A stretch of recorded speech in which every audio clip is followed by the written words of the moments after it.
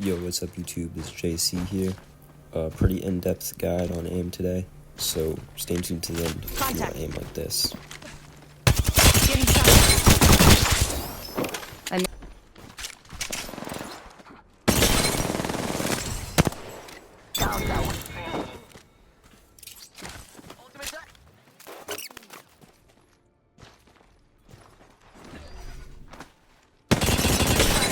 Shot at.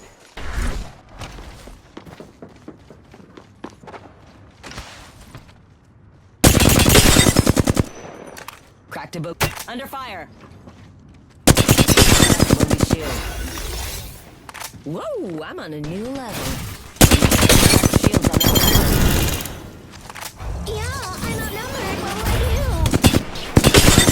Broke that enemy shield.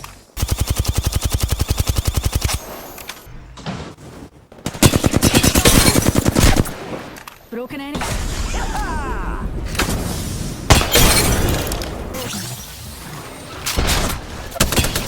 Broken enemy shield. Thanks, jump jets. You're in view of the enemy.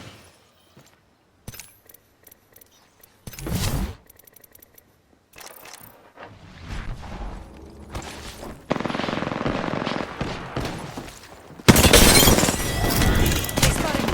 I'm taking shots. Enemy taken out. Going to face.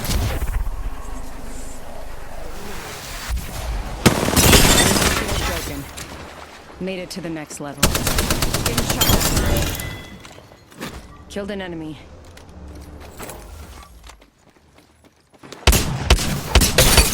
Getting shot at. Enemy shield broken. Void running.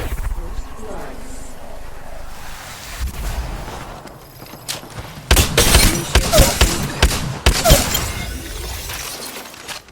Got the whole squad. Shield broken. Alright, first things first, let's talk about what linear is and why it should be good or bad for you. So you can see right at the start, it's pretty instant, and then it's just flat all the way through. It's just going up straight from that point. So this can be hard to adjust for those small movements. So that's why people run it slow, like 4-3 linear. Now when I turn this back up to default, 10 is default by the way. You just have to push right here. You see this right here. You have to push to make it do those bigger movements or even just halfway movement. So when you're warming up to linear, you warm up not to push this far. So when you warm up to classic, you're warming up to actually your muscles, your muscle memory is when you're pushing further. Now let's move this down to my sense, which is at 4. Now I think this is the best response curve because you can see down here, right where that is, it still has that instant feeling. You can still see it's instant here, and then the rest of it is that slow turn. Now people will turn this down to 2. This will feel better than linear, I think. This should feel better than linear. You can go all the way up to 5. I think anywhere 5 to 2 is the best. Anywhere in between 5 and 2, you'll feel pretty good. Real quick, let's talk about the downsides of switching to my sense in ACLs. So, we can see in this diagram here, if we zoom in real quick, you can see that the aim assist isn't actually faster or slower. It's just the same speed or intensity, but the default settings have a smaller hitbox for the aim assist. It is misunderstood by most people. So by the way, this is the actual hitbox. I don't know where you could find the real hitbox, but just go in game and just test it out for yourself and switch between the two to find the difference. Alright, real quick, let me just wrap up with the rest of my settings. Per optic, this is all my settings. I'll talk a little bit more about the hip fire and stuff. So that's your aim assist at the bottom. Make sure that's on for sure. Alright, now let's talk about your actual speed here. So you see my hip fire from ADS is like a major difference. So most people have their ADS higher and hip fire just a little bit lower, somewhere in between there. I don't see a problem with this. Another thing is you see my extra yaw and extra pitch for hipfire is also cranked almost max. You can turn that down if you want. If you like, you play competitively, you should probably have that down. I just use it for clips or whatever. Alright, that Might be clears something good everything up this for way. the aim guide.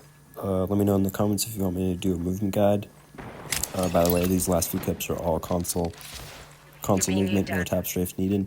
Peace.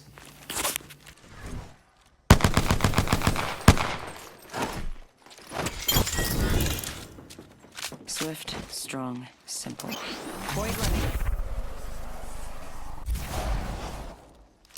Void running. They spotted me. I'm taking shots. Broken enemy shield. Reached a new level. Got an upgrade. It's jumping.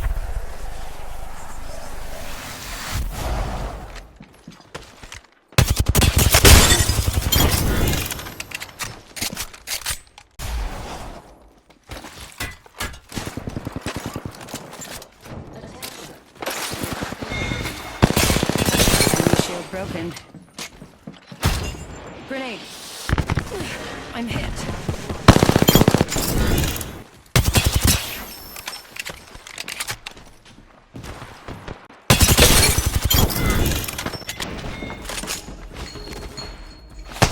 They might be watching you. Enemy shield broken. Killed an enemy. The next room. Broken enemy shield. Void running.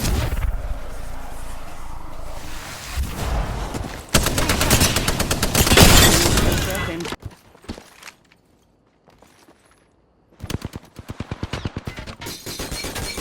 They spotted me. I'm taking shots. Enemy shield broken.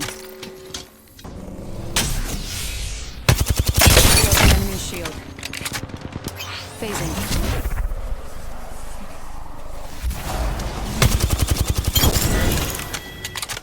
Enemy taken out.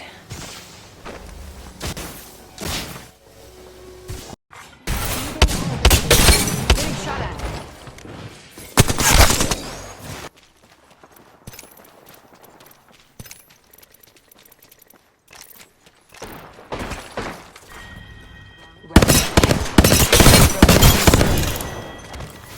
Took out the whole squad.